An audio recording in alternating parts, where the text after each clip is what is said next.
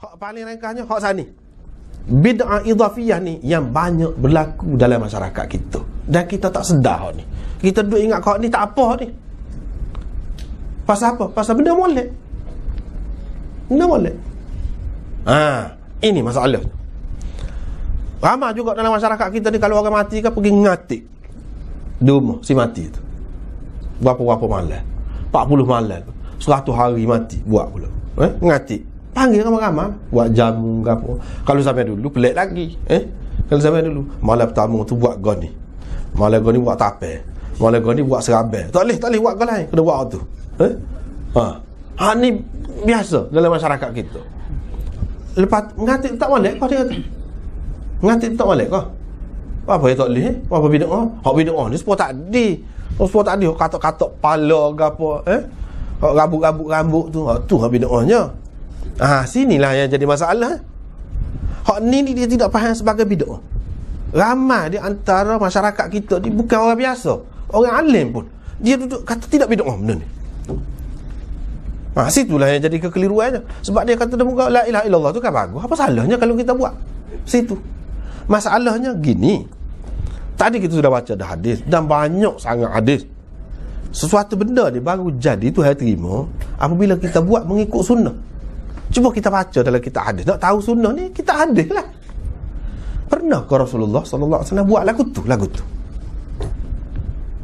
Bila orang mati, sah je hadis. Cuba buat mari, sah je hadis. Tak usah rayak banyak lah. Sah je hadis. Ada ke Rasulullah SAW himpunkan orang, sahabat-sahabat dia pergi rumah si mati tu duduk ngatik? Ada ke tak ada? Tak ada. Dan bila tak ada, kita ambil mana kita buat lagu tu? Rasulullah tak pandang ke? Tidak lebih baik kau untuk si mati dia tak kesian kepada orang mati dia tak buat lagu tu? Kita lebih tahu. Kita ambil mana? Itu persoalan. Lepas tu setengah orang kata, dia kata tak apa tu kita boleh ubah suai. Ubah suai hak tu. Kita kata tak boleh ubah suai ni. Kalau doktor cukup faham. Kita pun pesakit ni kalau hak cerdik, dia kena ikut doktor royak tu. Ni ubat darah tinggi.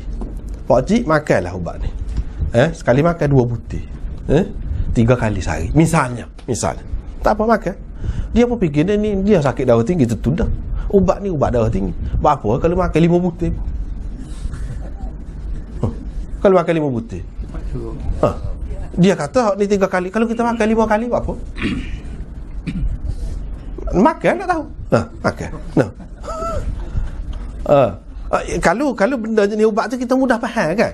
Mudah faham. Hal lagu tu lah juga sunnah ni pun. Sebab itulah dalam kitab ni dia sebut banyak perkara lah. Banyak perkara. Orang sebut mana hak tak kena saat ni. Apabila buat tak jadi apa. Bahkan bahaya pula kepada diri sendiri. Lagu tu lah juga ada. Kita tak boleh mana-mana. Orang yang menentukan itu dia tak tahu ke? Sebab setengah-setengah perkara tu Nabi SAW kata baca, nak baca sebanyak mana. Orang baca kau banyak, kau molek. Dia kata gitu, setengah-setengah perkara. Kita tak boleh kiaskan hak ni dengan hak tu. Tak boleh. Tak boleh kias. Kita tak boleh kata tu ada tu di tempat lain. Nabi SAW kata kalau siapa-siapa baca banyak, la ilaha illallah wahdahu la syarikalah lahul mulku wa lahul hamdu, baca sebanyak mana. Kau molek kalau baca banyak. Orang yang baca kau banyak tu kau molek. Dia kata tu ada hadis tu. Jadi kalau kita hak lain pun kita buat lagu tu apa pun tak boleh lagu tu.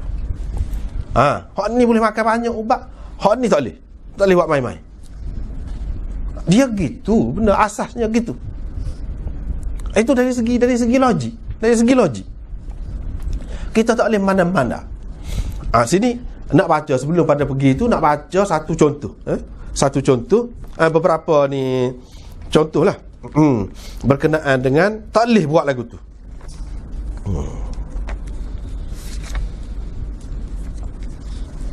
Di antaranya Abdullah bin Mas'ud, dia pergi tengok. Dia pergi, orang ajak dia pergi tengok orang duk buat masjid gab dia ni. Dia pun pergi. Hak tu baca Allah Akbar 100 kali. Duduk lekong. Hak tu baca la ilaha illallah 100 kali. Hak tu baca subhanallah 100 kali. Lepas tu dia ambil anak batu pekong.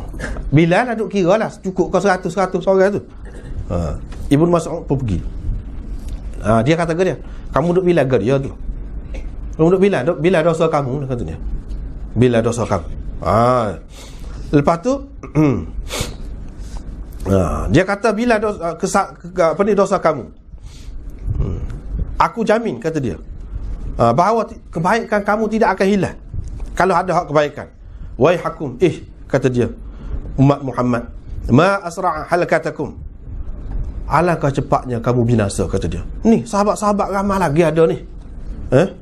Pakaian Nabi SAW tak rosak lagi ni, masih ada lagi ni. Bekas-bekas dia pun ada lagi, tak pecah lagi.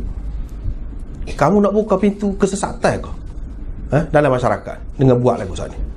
Padahal kita kata dia nak baca ke dia la ilaha illallah, subhanallah, tidak buat benda lain. Benda ni benda hak Nabi SAW kata molek, dalam Quran kata molek. Tetapi cara tu duduk lagu tu, pernah ke Nabi SAW buat lagu tu supaya dia buat? Tak ada. Bila tak sesuai dengan cara, serupa dengan cara Nabi SAW, Ibnu Mas'ud kata ni buka pintu kesesatan.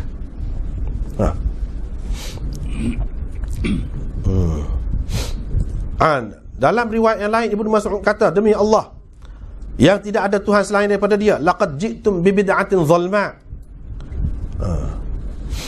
au laqad fuqtum ala ashabi Muhammad sallallahu alaihi wasallam.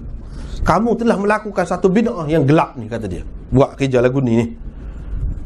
Ataupun kamu telah berasa kamu lebih daripada sahabat-sahabat Nabi. Berasa gitu ke? Ni kata-kata dia. Dalam riwayat yang lain disebutkan, bila orang cerita kepada Ibnu Mas'ud, dia pun pergi dengan tudung muka dia tak sibuk orang apa lah. Lepas bila siapa sadar, dia pun kata, siapa kenal aku, kenal lah. Hak mana tak kenal aku ni Abdullah bin Mas'ud. Kamu tahu kan bahawa tidak ada petunjuk lebih baik daripada petunjuk Muhammad sallallahu alaihi wasallam. Kamu telah melakukan bid'ah yang besar ni, ataupun kamu berasa kamu telah melebihi sahabat-sahabat Muhammad sallallahu alaihi wasallam.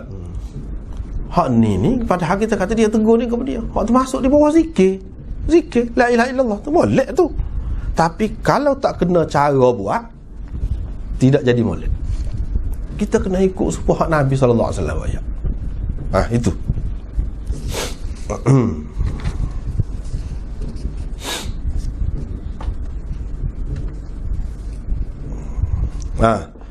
Ini riwayat daripada Ibnu Mas'ud lagi. Ada orang duduk bertahlil dalam masjid, duduk berselawat dengan derah dalam masjid. Dia pun kata kepada mereka, ma arakum illa mubtadi'in, aku tak nak nampak kamu ni kecuali ahli bid'ah. Sebab kita tengok, kenapa dia tak kena? Orang duduk berselawat dalam masjid, orang duduk bertahlil dalam masjid, dia pergi hambak tubik. Kenapa dia tak kena? Tak kena cara. Bukan la ilaha illallah tu dia anti la ilaha illallah. Dah, selawat molek, cara tu tak kena. Baik.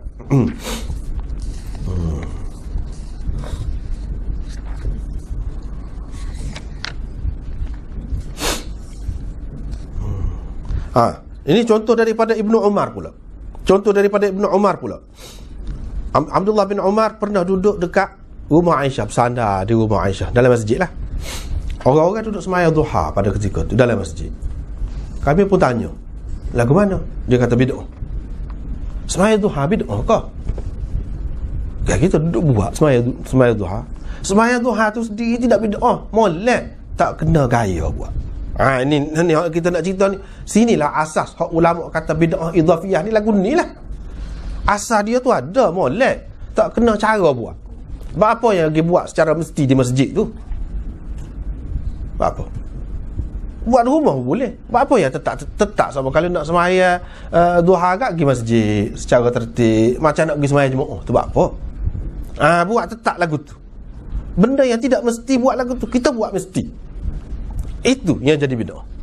Inilah orang panggil bid'ah idhafiyah. Lepas tu kalau kita kata tak apa buat lagu ni, kalau tak apa sahabat marah gitu mah. Dia tak faham kah? Kau dia faham bid'ah ni bid'ah hakikiyah tu saja. Ni bukan dengan bid'ah hakikiyah ni. Bukan orang duduk buat benda yang hak semua terima sekarang ni pun terima sebagai bid'ah. Dah. Duduk sembahyang duha, dia kata bid'ah. Sebab itu Imam Nawawi kata dalam menghuraikan hak ni dalam Syarah Muslim, hak ni ada dalam Muslim. Dia kata maksudnya menyatakan sembahyang duha itu dalam masjid dan berkumpul, mana pakat buat ramai-ramai dalam masjid, itu bid'ah. Bukan asas sembahyang duha tu bid'ah. Takkanlah Ibnu Umar tak faham hak tu. Dia faham dah tidak bid'ah hak tu. Nampak kan ni? Ulama faham hak asalnya tidak bid'ah, boleh jadi bid'ah. Lagu mana? Tak kena gaya buat.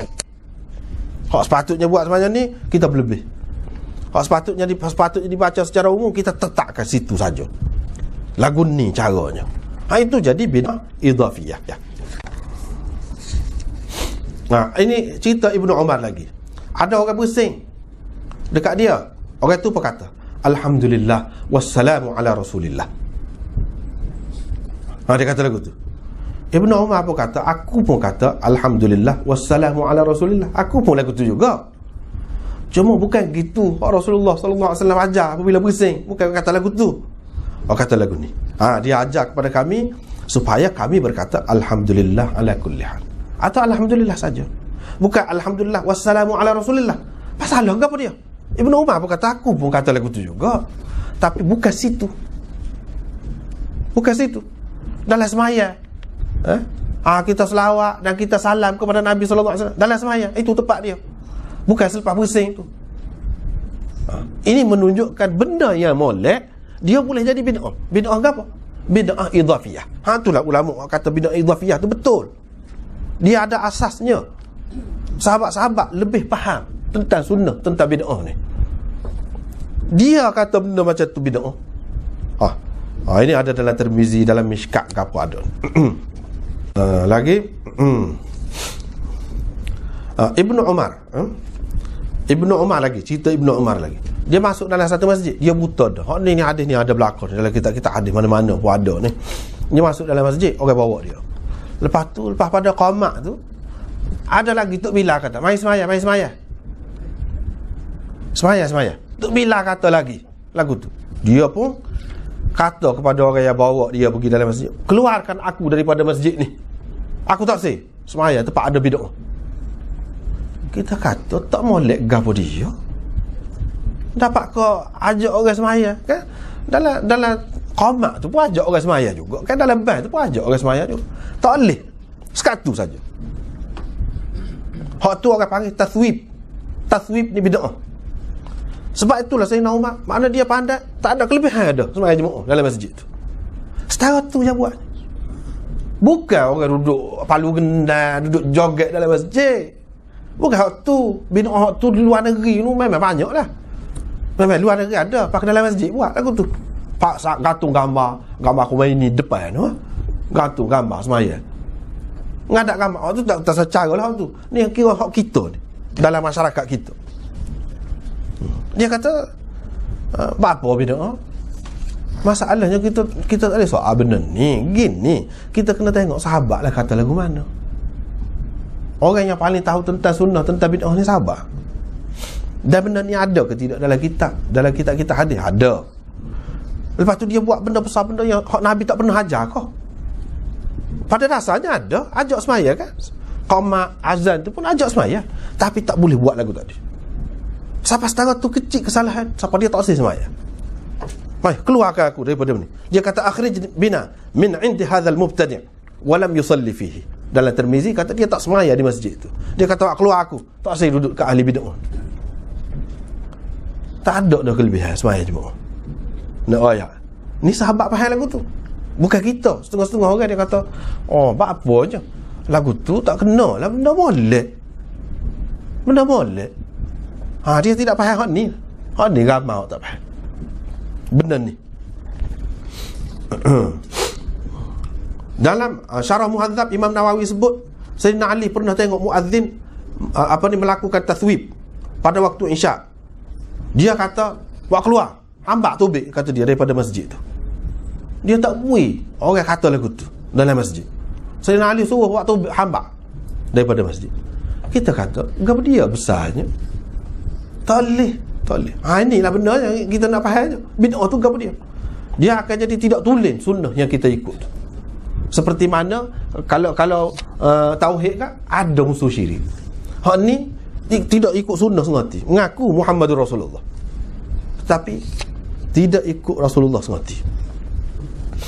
Pernah satu kali pula ni Sayyidina Ali pula. Ada seorang pada hari raya dia nak semaya sebelum semaya raya. Dia nak semaya sunat. Ali pun larang dia. Orang tu pun kata, wahai Amirul Mukminin, dia kata, inni a'lamu anna Allah Ta'ala la yu'adzibu 'ala as-salah. Saya percaya Allah tak akan seksa seseorang kerana semaya, kata dia. Orang tu kata ke dia.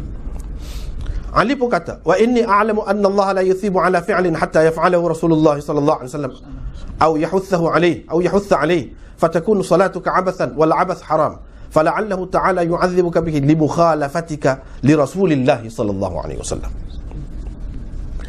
Sayyidina Ali pun kata, aku yakin bahawa Allah Subhanahu Wa Taala tidak akan beri pahala kepada seseorang itu kalau dia buat benda hak Rasulullah tak buat. Dan hak Rasulullah sallallahu alaihi wasallam tak galakkan, dia buat, tak boleh pahala, kata dia. Bermakna sembahyang kau tu sia-sia, buat benda sia-sia haram, kata dia. Bahkan boleh jadi hak munasabahnya, kata dia, Allah akan menyiksa engkau kerana engkau telah melanggar perbuatan Rasulullah sallallahu alaihi wasallam. Buat tak serupa dengan Rasul. Hak tu boleh jadi Allah SWT akan siksa engkau walaupun kamu nak sembahyang. Cara lagu tu bukan cara Rasulullah. Kita kata orang tu pun kata kan, saya percaya takkanlah Tuhan akan siksa saya kerana nak sembahyang.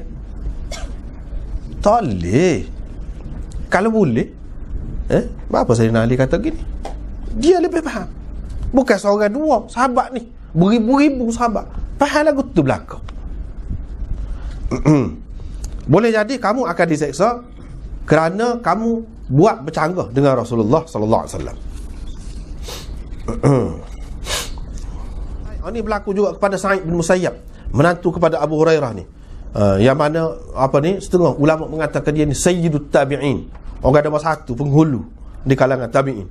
Dia kata dia seperti tu juga. Dia kata berhubung dengan seseorang yang nak sembahyang asar, nak sembahyang sunat selepas sembahyang asar.